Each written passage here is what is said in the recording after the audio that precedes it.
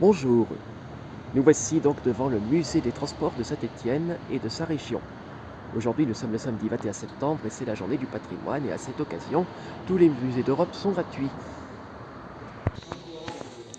Bien, nous voici maintenant à l'intérieur du musée. Pour commencer, vous avez devant vous différents appareils de mesure, notamment des voltmètres, des ampèremètres et des enregistreurs. Oui, la compagnie des transports en commun de Saint-Étienne s'appelait à l'origine CFVE, Compagnie des chemins de fer à voie étroite. Ici, ce sont les objets de maintenance.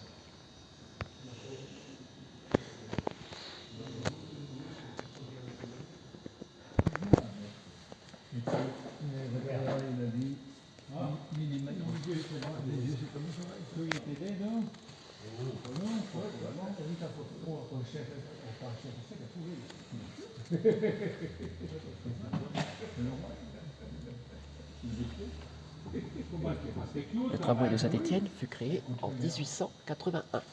Les véhicules utilisés étaient alors des véhicules à vapeur. Des véhicules à vapeur ainsi que des véhicules à chevaux. Le 13 janvier 1907, un accident spectaculaire se produit. Le tram se renverse, un déraillement d'une ampleur exceptionnelle.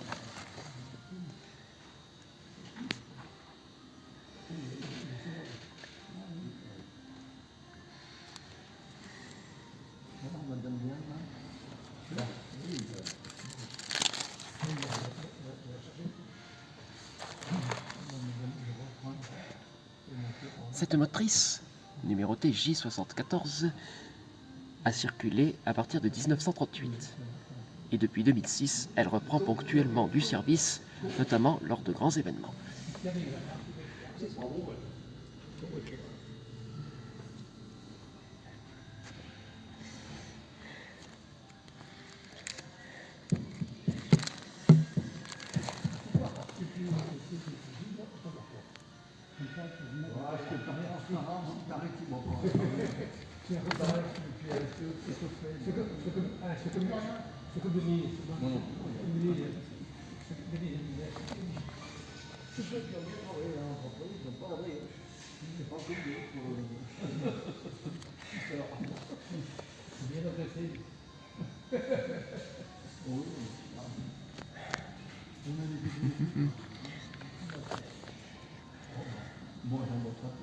Ça, c'est un tram de Montpellier.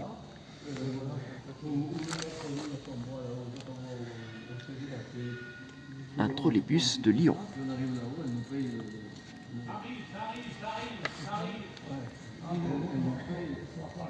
Un tramway de Lyon.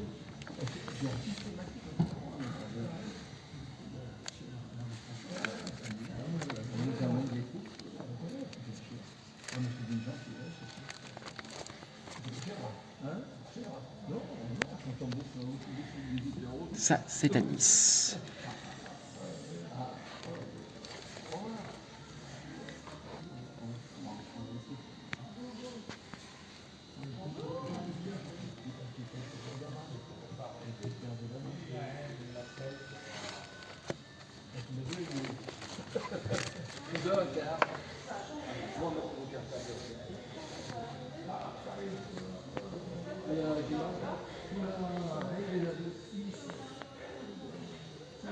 Des maquettes des différents véhicules qui ont circulé sur les réseaux de tramway à Saint-Étienne.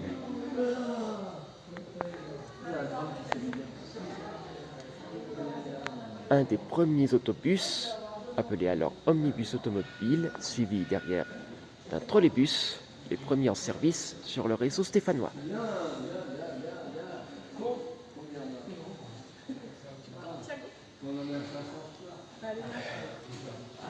Une sous-station électrique qui était en service de 1907 à 1991.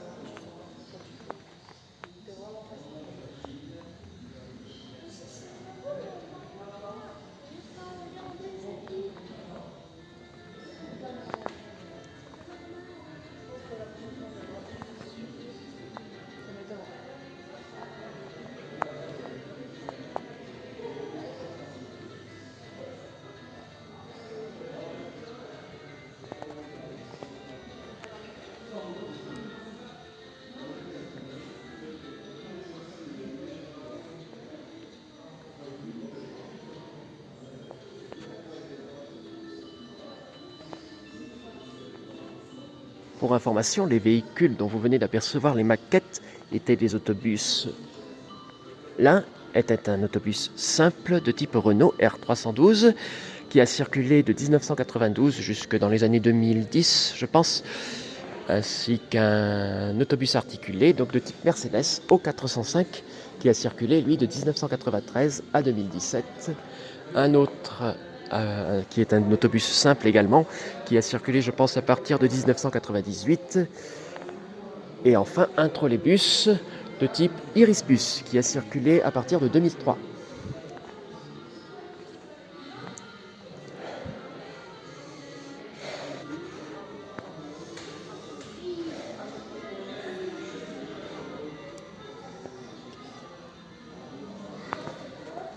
Une bibliothèque avec des collections de livres et de véhicules en miniature, des autobus miniatures qui proviennent de différentes villes d'Europe, je pense.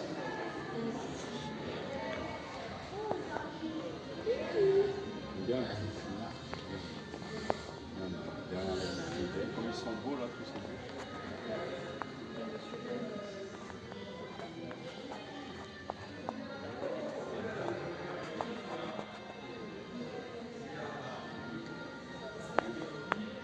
Il y a tous les délais, les tipis là. Les tipis de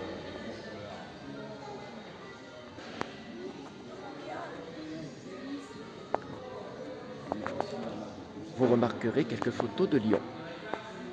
une belle ville.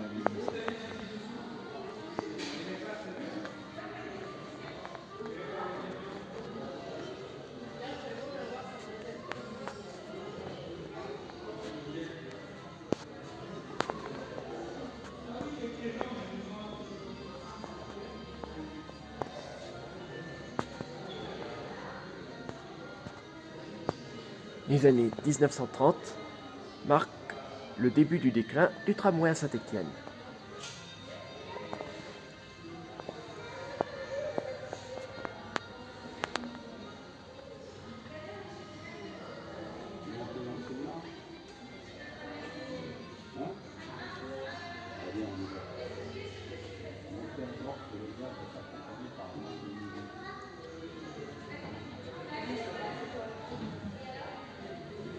Ces motrices de tramway sont dites de type PCC. Ici, il y en a une qui a circulé à Saint-Étienne de 1958 à 1998.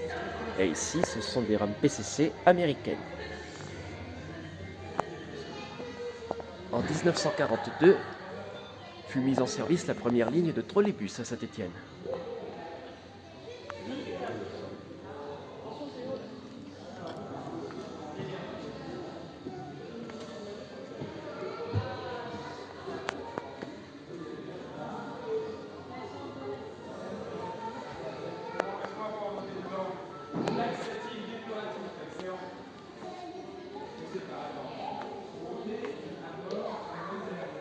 En 1958, donc, arrive le premier tramway moderne à Saint-Étienne. Il s'agit donc des trams de type PCC, dont je vous ai parlé à l'instant, et qui sont dérivés des motrices qui étaient en service à Bruxelles depuis 1951.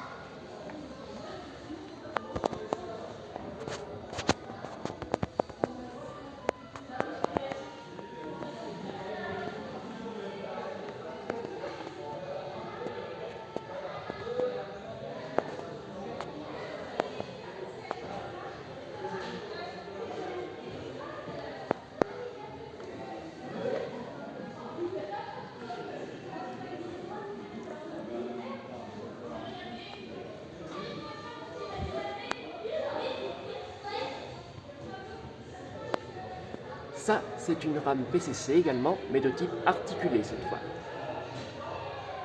Ces quelques motrices, au nombre de 5 exactement, étaient livrées en 1968 en complément des 30 rames simples.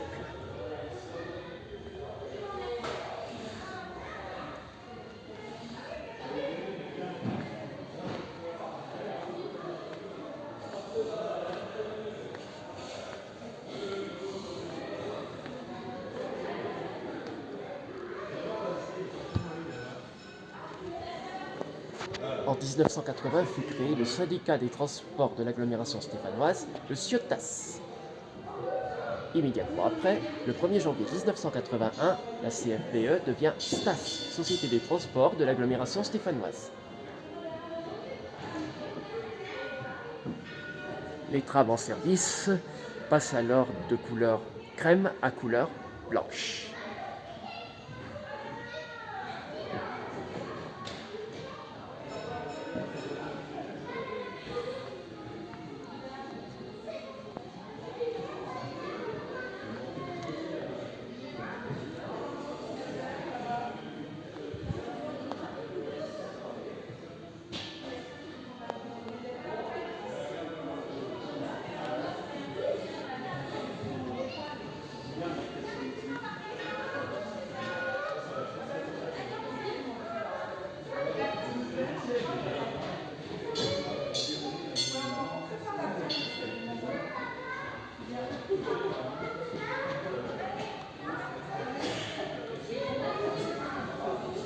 Cette maquette représente une motrice PCC articulée qui fut recarrossée par Heuliez en 1983.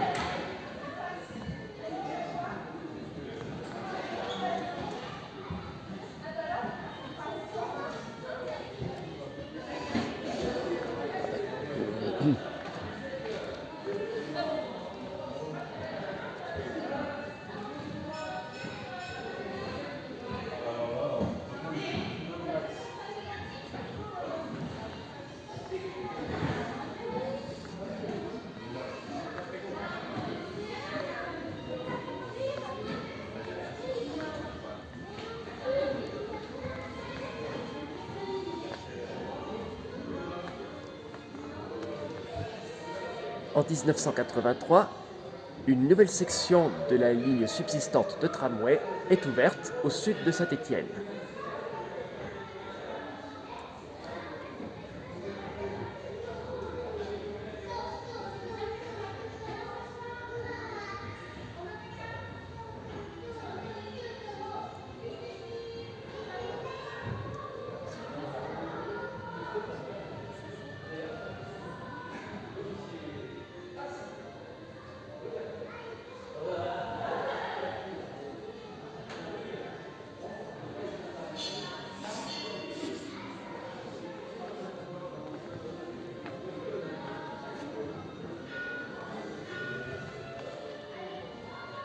En 1991, de nouvelles rames développées par les ateliers Alstom de La Rochelle et par Vevey en Suisse arrivent sur le réseau. Et parallèlement, un second prolongement de la ligne voit le jour, cette fois-ci au nord, entre la terrasse et le nouvel hôpital Nord.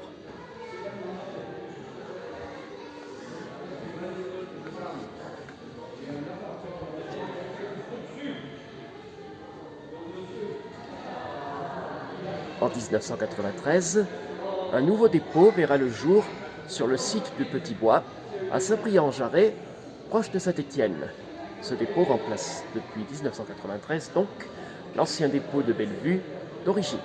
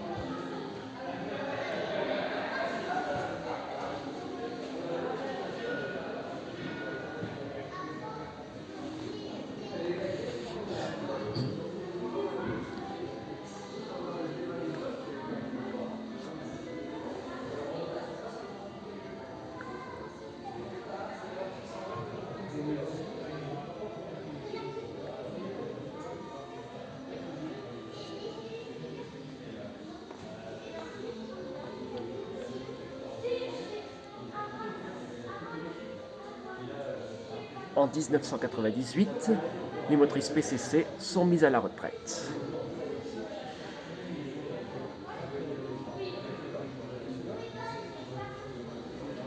Et ce, après 40 années exactement de service.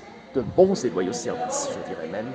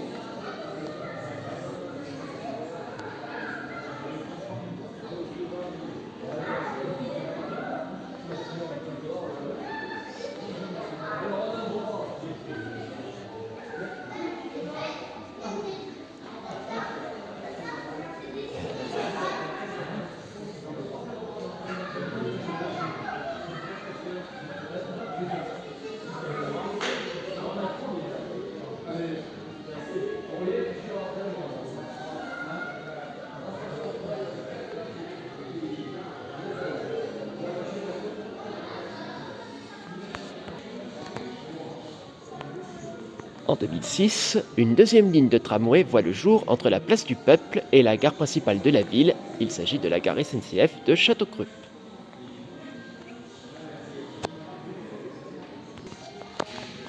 En 2017, de nouvelles rames franco-espagnoles arrivent sur le réseau. Il s'agit de rames CAF, Construcciones y Auxiliar de Ferrocarriles, ce qui veut dire en français construction et auxiliaire de chemin de fer.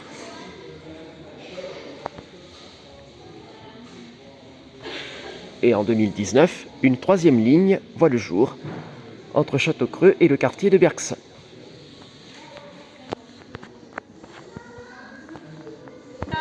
Ça, ce sont des radiotéléphones.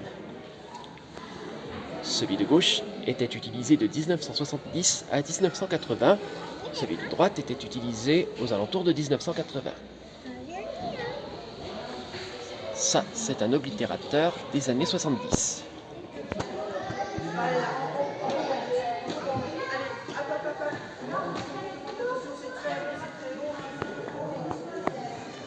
Ça, c'est un distributeur-composteur utilisé de 1981 à 1991.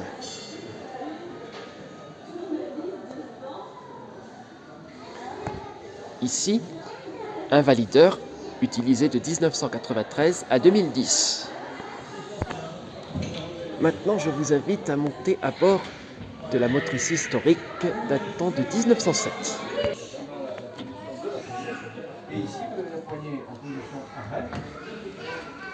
on démarre doucement. Alors, on met les deux moteurs de 50 chevaux, parce que vous avez des connexions d'énergie électrique, les deux moteurs en parallèle.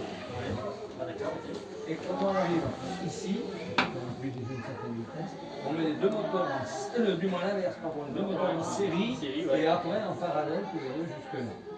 Et on revient en arrière, et on attaque la partie freinage. Quand on veut ralentir, on peut arrêter.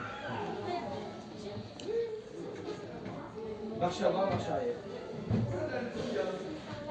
Il y a avant, arrière, et puis là, il y a... Oui. Oui, il est bon. Et tu as vu les essais de marche automatique?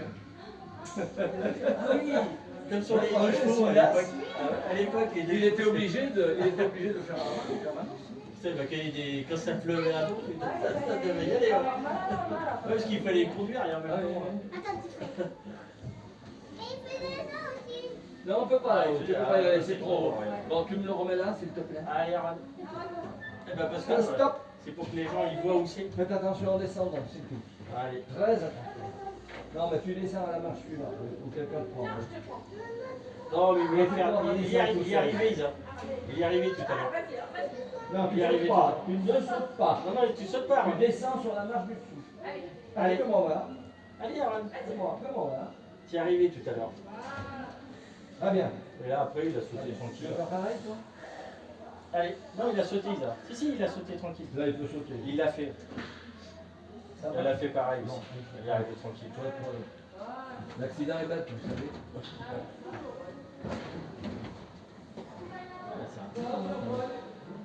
Vous pouvez passer derrière. C'est plus difficile pour moi que... Tu veux monter là? Vas-y. On monte par l'arrière, on descend par là-bas.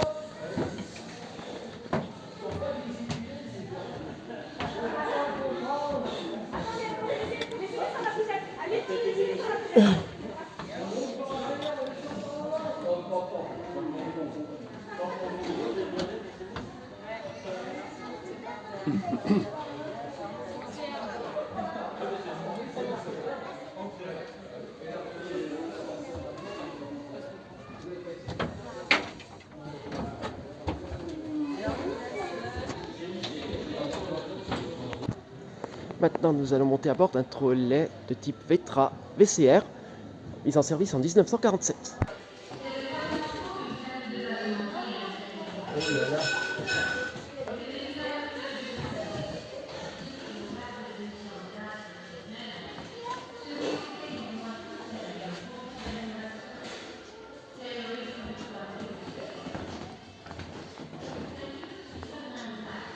Par ici, j'ai des choses à vous raconter.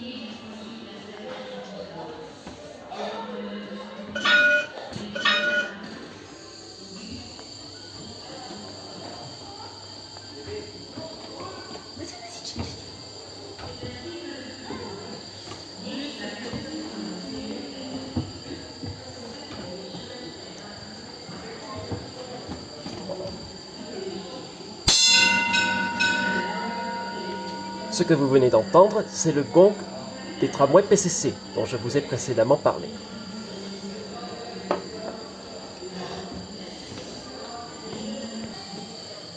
Nous allons maintenant visionner un petit film retraçant l'histoire des trolleys à Saint-Étienne. Par ici, j'ai des choses à vous raconter.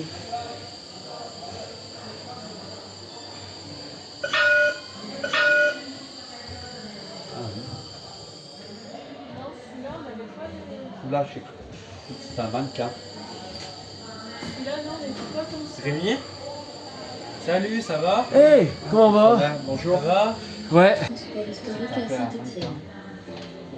Il posait ses routes dès 1941 dans la capitale ligérienne et l'équipage jusqu'à 7 lignes de réseau.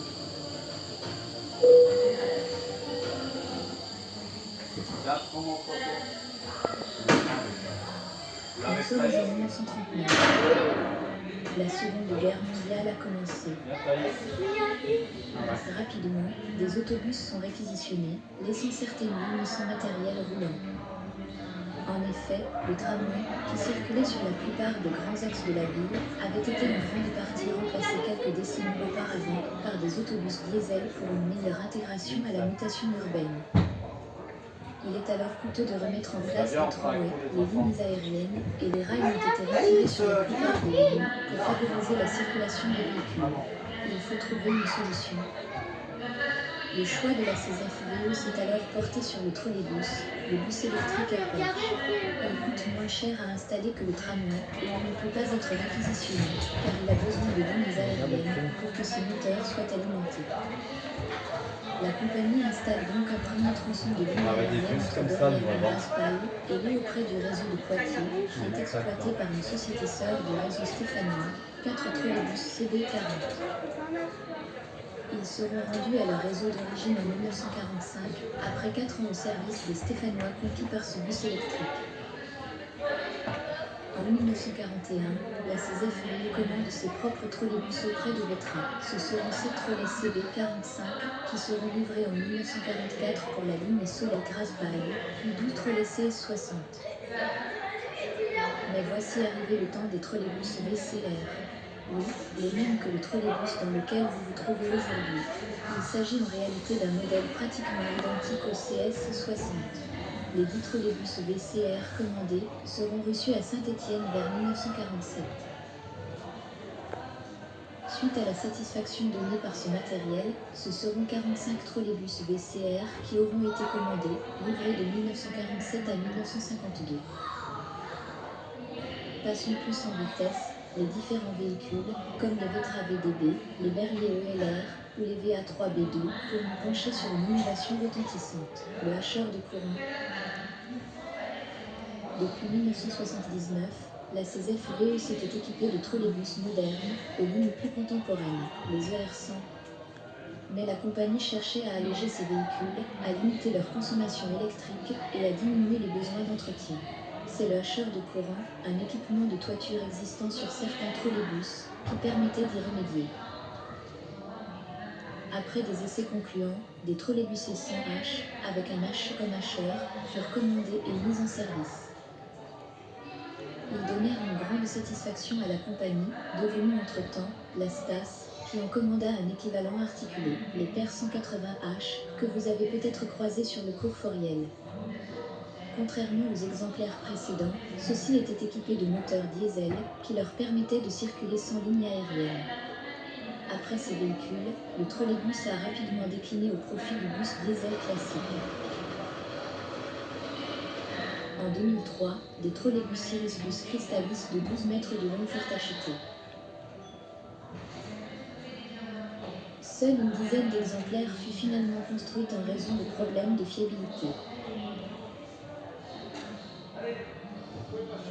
Ils ont tous été réformés en 2021, alors qu'ils assuraient l'exploitation de la dernière ligne de trolleybus de la ville, Cotonne-Terre-Noire, la ligne M3. À présent, c'est un tout nouveau véhicule qui se généralise dans les rues, le Solari Trolino 12. Doté de batterie, il sillonne les lignes M3 et M7 sans bruit ni pollution et se recharge en roulant.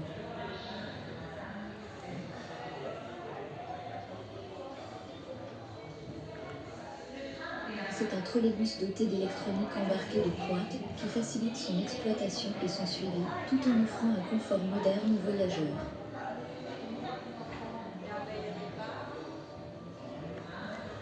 Comme le Crystalis, il est équipé d'un système de réemperchage automatique.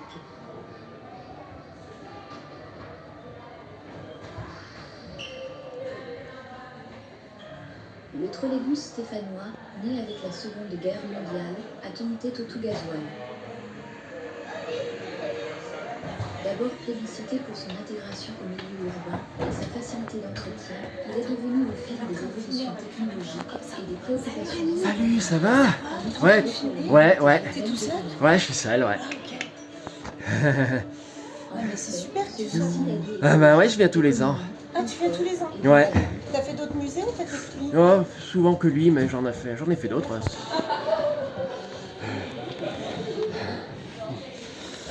Maintenant, nous allons embarquer à bord de la PCC de 1958.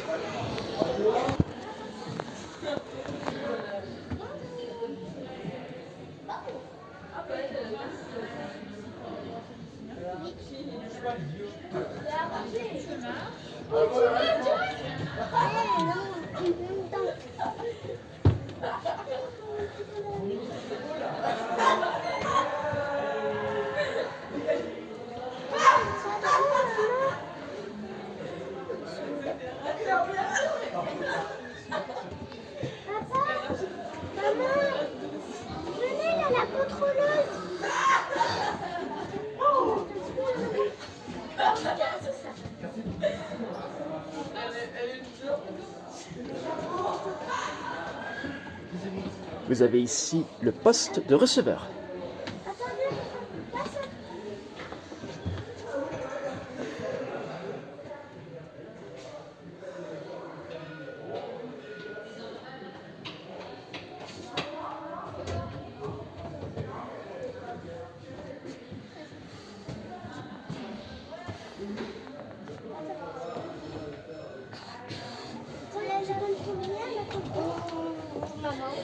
Oui, je sais.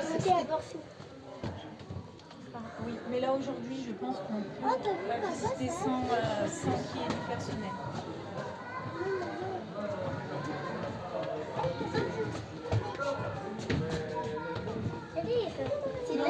C'est en même fois. Oui, mais c'est exprès.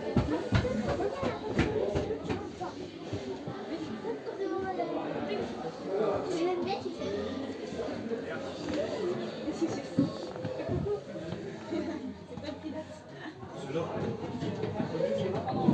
Ouais, c'est là, ouais. Avec les portes, là. On avait connu. C'est quelle année? C'est siège, j'aime bien. Ah non, mais il faut C'est la même fois. C'est au Portugal. Ouais, c'est au Portugal.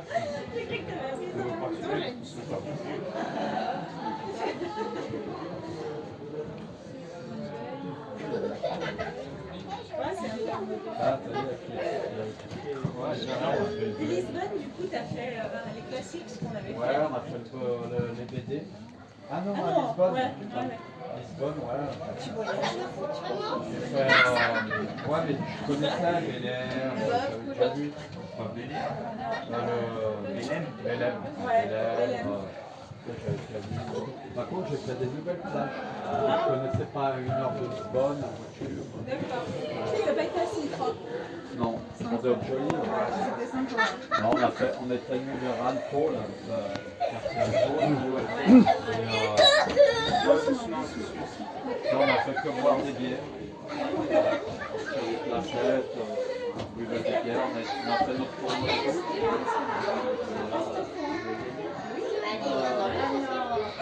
On a perdu au demi. C'était cool. Ouais. Et là, on a tout gagné sur plage. Hein, on a fait un tournoi sur synthétique et le lendemain, on a sur plage. Ah ouais? Ouais. Beach, ouais, dans le sable. Livio. Arrête. Ah ouais? Arrête de faire n'importe quoi. Oh, j'ai fait un bon livre. Touche les poils.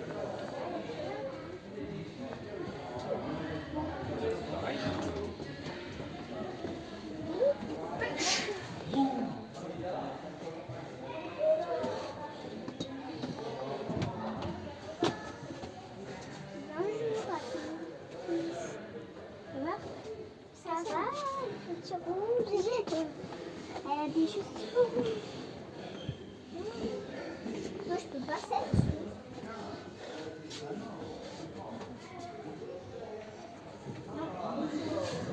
Au revoir, madame. Au revoir, madame la conductrice. Là, ça va, la marche, elle est moche. Bonjour.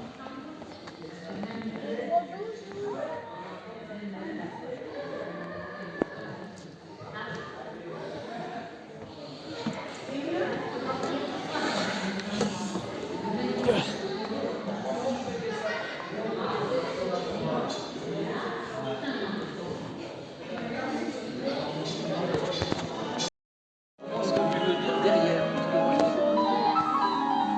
Oui, tu veux dire le tableau. Le tableau à moi? Pourquoi ça servait? C'est le tableau à moi qui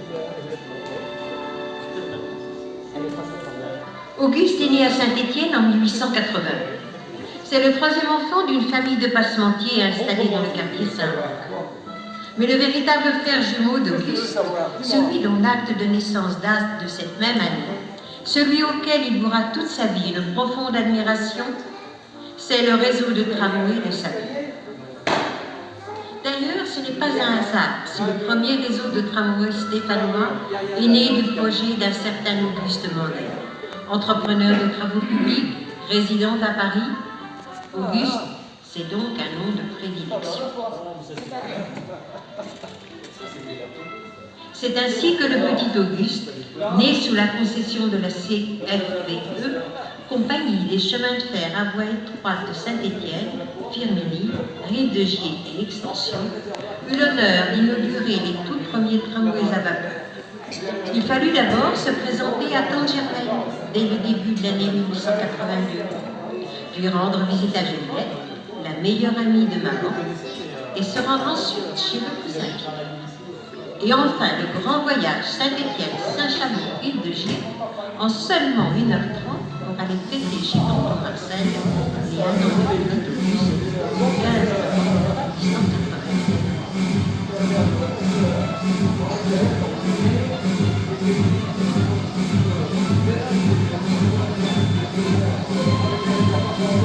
Mais notre petit Auguste n'était pas le seul à être fasciné par les machines à vapeur.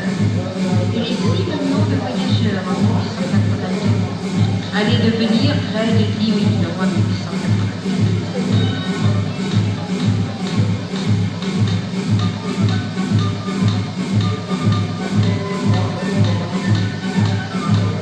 C'est dans ces années-là, du haut de ses 14 ans, que le jeune Auguste est saisi d'une fièvre alarmante lorsqu'il entend papa et ses amis patienter, s'opposer au tramway à vapeur, par crainte de devoir tenir la couleur du vent dans la forêt de l'Antiquaire.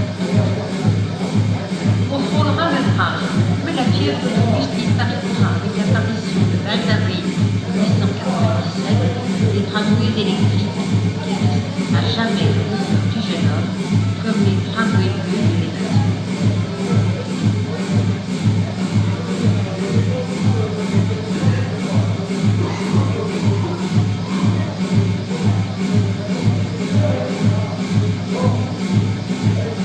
Auguste, à 24 ans en 1905, a imaginé qu'il venait déjà d'intermodalité. Facile en effet pour la promenade dominicale, de descendre du tramway et de prendre depuis Carnot la ligne de chemin de fer Saint-Étienne, Saint-Chamond, Pélussin. Voilà qui joue avec le cousin dans la campagne du Pays. Le week-end dernier, par un chaud dimanche de l'été 1908, c'est Juliette, vous savez, la meilleure amie de maman, qui a rejoint toute la famille d'Auguste au Pertuisé pour un pique-nique familial. Juliette a adoré le tramway électrique. Et dire qu'il va presque partout maintenant, à Saint-Étienne bien sûr, mais également à Saint-Gelais-l'Air, à Roche-à-Molière, à Saint-Jean-Bonnefonds, à la Fouillouse. Oui, Auguste est heureux de savoir qu'en cette année 1913, la longueur du réseau dépasse 65 km et le nombre des voyageurs est de 24 millions. Mais le conflit de 1914 en a décidé autrement. La moitié du personnel roulant est mobilisé en quelques jours et le service doit être réduit, voire même supprimé sur certaines lignes. L'industrie stéphanoise, spécialisée dans l'armement, est mise à rude contribution. Auguste travaille à la manufacture d'armes de Saint-Étienne.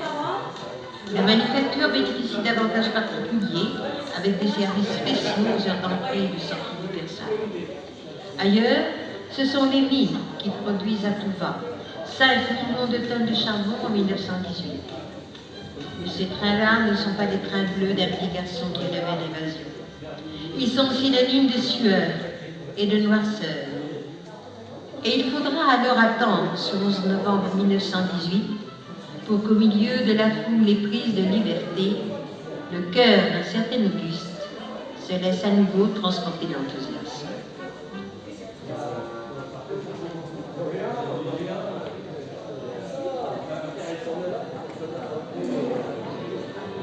Marius a demandé la main d'Antoinette le 15 juin 1920. Leur passion est née d'un coup de foudre dans un tramway électrique sur la ligne Bellevue-Terrasse, en plein cœur de l'hiver. Certains prétendent que leurs regards furent si chauds que la neige se mit à fondre subitement. Depuis ce jour, Antoinette considère le tramway comme son porte-bonheur. Par exemple, lorsqu'Antoinette se rend à la caisse d'épargne en tramway, son banquier lui accorde aussitôt un prêt inespéré. Alors, elle entraîne Marius, beau vêtement, et dilapide les bontés du banquier en chemise et costume première classe. Mais le bonheur d'Antoinette est menacé. En 1933, avec l'apparition d'autobus portant la mention Autobus de Saint-Étienne, le tramway a un sérieux concurrent. Peu à peu, les services de car doublent toutes les lignes suburbaines et rentrent au cœur même de la ville. Leur tarif est très bas. C'est une véritable hémorragie, avec une perte de 50% sur certaines lignes de tram.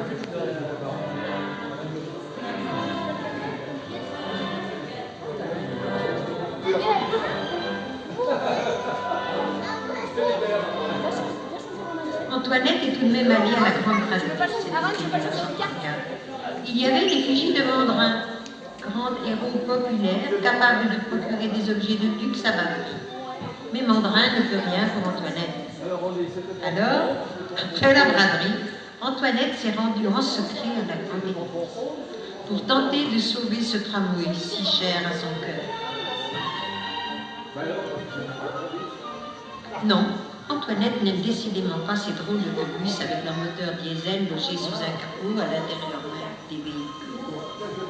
Leur bruit infernal, leurs vibrations incessantes, sans parler des vapeurs de gazole qui envahissent la ville. Il n'y a bien que les cars rouges de la ligne Saint-Étienne-Saint-Chamond qui est grâce à ses yeux. Il faut dire que Marius travaille à l'école de Saint-Chamond, alors les trajets sont plus faciles aussi. Sur la ligne Bellevue-Terrasse, le tramway fait de la résistance. En 1937, il transporte encore 13 millions de voyageurs. Antoinette l'a emprunté le cœur serré, comme par crainte d'un adieu, pour aller voir la compétition de gymnastique de Marius. C'eût été plus simple dans l'autobus, mais Antoinette s'est jurée de ne plus monter dans ces sales machines. Elle restaurait des œufs entières, si fort, si toniques. À l'aube de la drôle de guerre, la foule manifeste contre le fascisme place de l'Hôtel de Ville. Le seul aspect positif qu'Antoinette verra dans ce conflit, c'est que certains bus seront réquisitionnés, notamment les Panhards, avec leurs calandres chromées qui les fait ressembler à une voiture de maître, et leurs pare-chocs à 3 lames, elles aussi chromées. Le tram réapparaît, mais certaines fois ayant été déposées, des lignes aériennes sont installées, et le 1er janvier 1942, le premier trolleybus stéphanois est mis en service. Le tram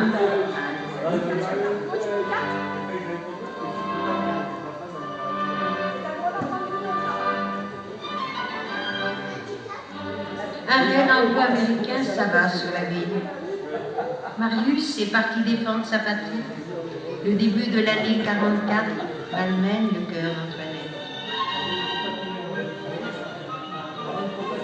Mais le 20 août 44, les forces françaises libèrent la ville. Antoinette retrouve ses chers tramways et son encore plus cher Marius.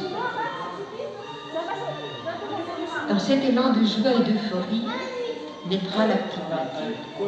Grâce au ciel, sa jolie petite frimousse occupera trop Antoinette pour qu'elle réalise que le trolleybus a pris la place du tramway sur toutes les lignes, excepté sur Bellevue-Terrasse. Et quelques années plus tard, comme par une étrange filiation, c'est en gare de Château-Creux, pour le départ en colonie de vacances, que Mathilde rencontrera son premier petit ami.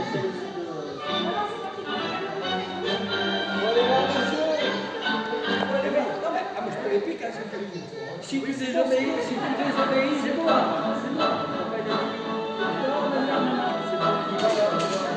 Antoine a retrouvé des images de son enfance dans la campagne de Haute-Loire. Déjà, il courait dans de vertes prairies et portait des chaussettes vertes. C'est au début des années 50 qu'Antoine s'installe à Saint-Étienne, rue Tarentaise. Il est séduit par cette ville un peu noire, car cela fait ressortir les 7 collines vertes qui l'entourent. Antoine travaille dans une entreprise d'espace vert. Il a participé à la construction du stade Geoffroy-Guichard et ne rate jamais un match dans le chaudron vert. L'autre passion d'Antoine consiste à raconter la vie en tramway. Il faut dire qu'Antoine est un peu poète. Ses balades en tramway l'inspirent. Alors, Antoine compose les deux. Et puis après, le tramway a pris ses aises. Les voies ont été déplacées, place de l'Hôtel de Ville, place du Peuple et place Badoulier. Les automobilistes peuvent enfin doubler le tram pendant que les voyageurs montent ou descendent en toute tranquillité. Et s'ils circulaient à contresens, rue Gambetta et rue Général Foy, on n'aurait plus rien à lui reprocher.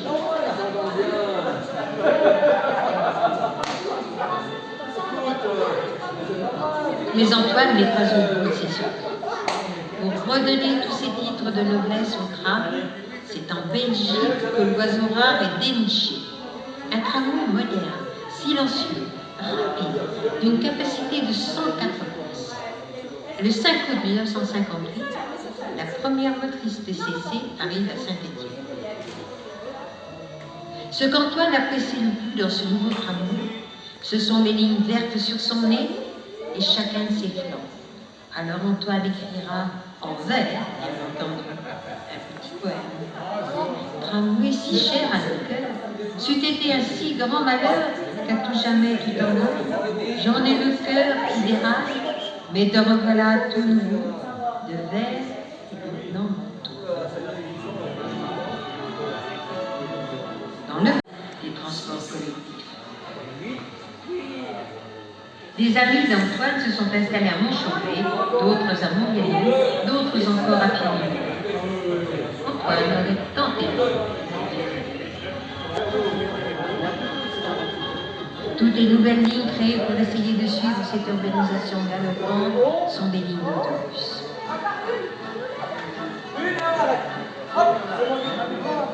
C'est d'ailleurs en autobus que sont venus les amis d'Antoine pour le rejoindre dans la rue de Saint-Étienne.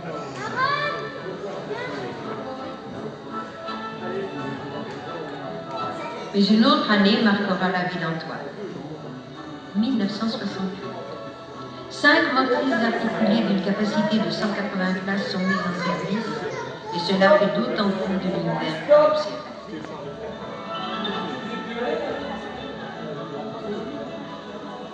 Et cette même année, la Coupe de France est remportée par la SSE, alors, plus que jamais, Antoine Bonaville.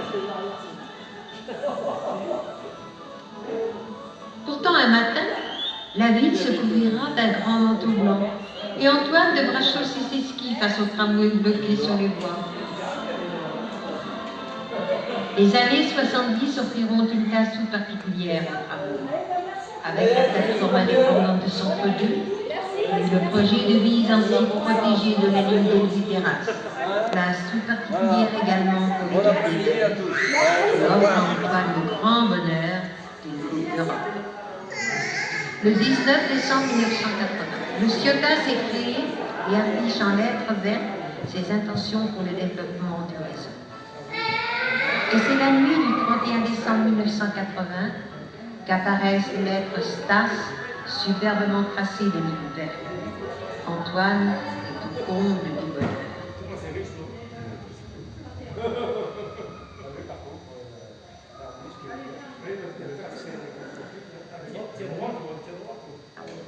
En 1981, il n'y a pas que les bus qui mettent les couchers de nom.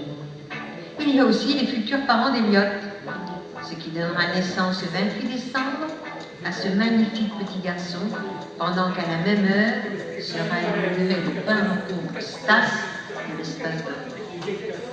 Eliott prend en moyenne 3 cm par mois et le réseau de transport grandit lui aussi. Étra, Sorbier, Villard, Saint-Jean-Baptiste et la Thalie.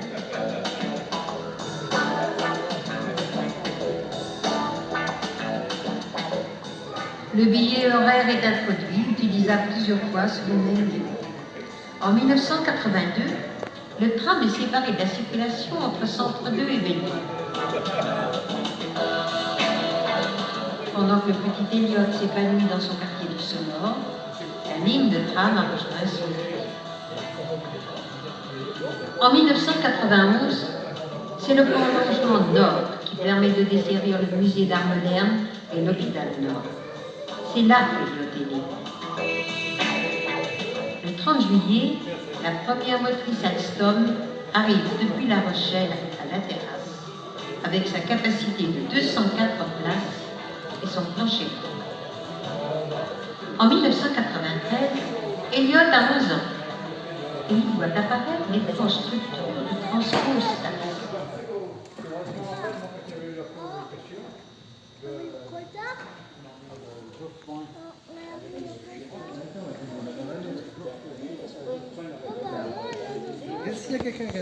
C'est un des moyens de transport empruntés chaque année par des milliers de voyageurs à Saint-Étienne. On fait plus de 20 millions de voyages en tram effectués en 2017 dans les 43 rames en service et ce chiffre augmente en permanence. Ce train est jugé comme étant fiable, confortable, performant et écologique. Il permet de répondre aux enjeux actuels des mobilités. Il fut pourtant implanté il y a près de 140 ans dans la préfecture de la Loire, en 1881. Étude en cours de réalisation. Ancré dans le paysage urbain, il est devenu même un support de communication et d'expression artistique design. Pourtant, dans les années 1950, le tramway a bien failli disparaître.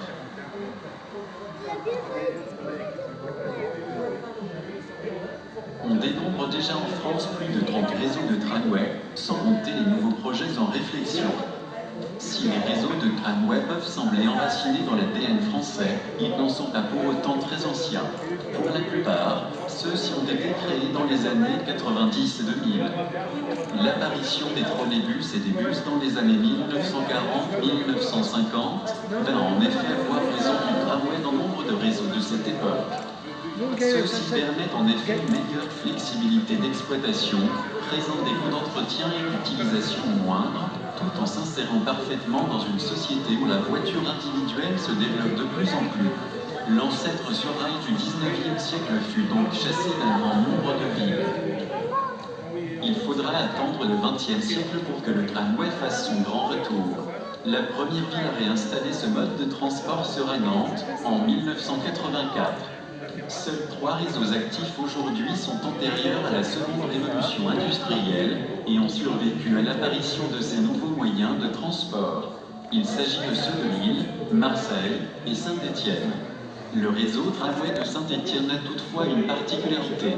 Ouvert en 1881 à l'initiative d'Auguste Mindel, entrepreneur à l'origine de la CAPE, entreprise ancêtre de la Stas, c'est le plus ancien réseau de tramway en centre-ville toujours en activité. Mais, à Saint-Étienne aussi, les tramways connurent le déclin. En 1952, la plupart des près de 100 km de lignes de tramway ont été remplacés par des trolleybus et des bus. La dernière ligne alors en activité est celle de la Grand Rue, la ligne Bellevue-Terrasse. Des années 50 à aujourd'hui, passant par la place du Peuple, l'hôtel de ville ou encore la Terrasse, le tramway file à travers les décennies le long des rails de la Grand Rue.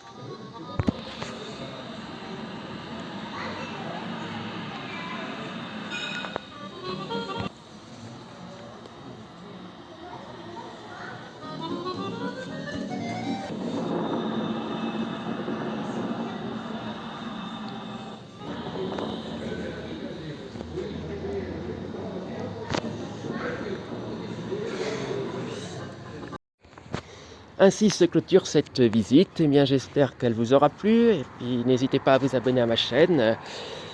Merci, au revoir.